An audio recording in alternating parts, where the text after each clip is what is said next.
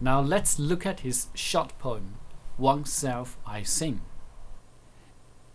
Oneself I sing, a simple separate person, yet utter the word democratic, the word en masse. Of physiology from top to toe I sing, not physiognomy alone nor brain alone is worthy for the muse. I say the form complete is worthier far, the female, equally with the male I sing. Of life immense in passion, powers and power, cheerful for freest action formed under the laws divine, the modern man I sing. This oneself, rather than myself, is actually an expanded self that Whitman celebrates here and elsewhere in Leaves of Grass. It actually includes, paradoxically, both the self, in the ordinary sense, a simple, separate person, and a larger, more inclusive, democratic self. The word en masse in the second line is a French term meaning people banding together as a unified force. Whitman believed that democracy depended on people who were individuals, capable of thinking for themselves, but at the same time as a part of the whole society. He used the term in the first two lines of the initial poem in Leaves of Grass. But these two lines present Whitman's simple definition of democracy and become the theme for Leaves of Grass. So this poem is apparently a framing poem, highlighting the dominating themes of the book. So this oneself is paradoxically indistinguishable from the word en masse, though Whitman's use of the conjunction yet indicates opposition. The word democratic, which is syntactically synonymous with the word en masse, actually negotiates between particular individualistic and lyrical personhood and universal social and epical membership in the en masse. Since Whitman not only wants to sing of himself, but also wants to celebrate everyone else, this oneself, therefore, includes a simple separate person and at the same time a democratic self, the en masse. The first line of the book defines the self and its essence as a detached person, a simple separate person. But the word yet at the beginning of the second line turns the meaning away from detachment to attachment, the en masse. So we can read Whitman's oneself into a self that is simple, separate, personal, private, particular, individualistic, lyrical, etc. And paradoxically, we can also read Whitman's en masse into a self that is democratic, social, public, universal, collective, heterogeneous, epical, etc. So by identifying the self, both individually and socially, at the beginning of Leaves of Grass, Whitman lives in the present, where eternity is bound to be found. The tense counterbalance between lyrical individualism and epical democracy, as this poem suggests, is the fundamental theme of Leaves of Grass.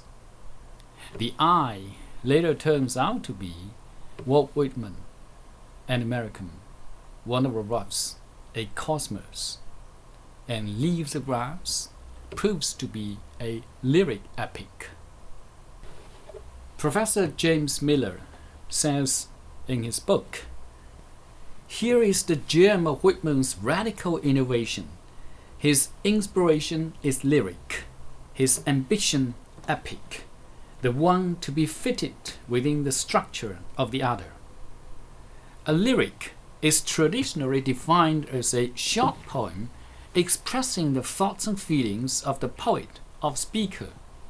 On the surface, the lyric appears poles apart from the epic, embodying, as it does, the poet's own physical, emotional, moral, intellectual, and aesthetic personality.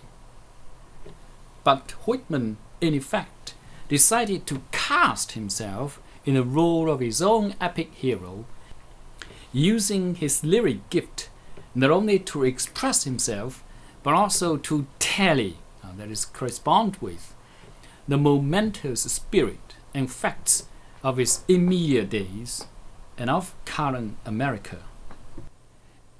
Of physiology from top to toe I sing, not physiognomy alone or brain alone is worthy for the muse. I say the form complete is worthier far, the female equally with the male I sing. Here in line 3, of physiology from top to toe I sing. This third line indicates that Whitman wants to sing of the body. It introduces the symbol for the reconciliation of individual to mass. People receive individual identity through our body. But at the same time, we are physically universal because we bind ourselves together in common humanity. Much of the boldly progressive politics of Whitman's poetry will follow from this emphasis on body. Thus, the poet's introduction of the theme of physiology is followed by his insistence on political equality of male and female. So he says, the female equally with the male I sing. Physiology means scientific study of the normal functions of living things. Physiognomy refers to features of a person's face, indications of character. Form complete refers to complete form, body and soul.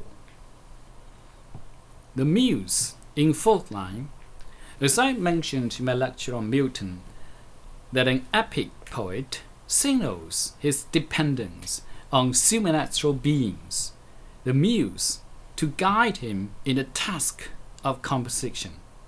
Milton follows all the rules of the epic genre in his invocation in the opening section of his Paradise Lost. It seems to me Whitman here also follows the rule of an epic invocation, stating confidently that the form complete is worthier far, and he wants to sing of the female equally with the male. No American poet before Whitman was so bold and brave in singing the body as Whitman did. Of life immense in passion, powers and power, cheerful for freest action formed under the laws divine, the modern man I sing. I would like to paraphrase these three lines in this way. I sing the modern man of immense life in passion, powers and power, and of cheerful life, for the freest action is formed under the divine laws. Notice Whitman's use of alliterations here. First, passion, powers and power, to reinforce the immensity of massive possibilities of modern life in America.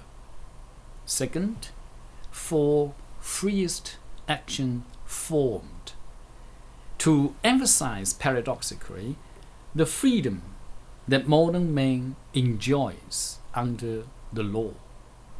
And this poem ends with a pleasing hymn to the modern man in his immense yet cheerful life. It is an immense life in passion, powers and power, and it is also a cheerful life because people enjoy the greatest freedom under the law divine.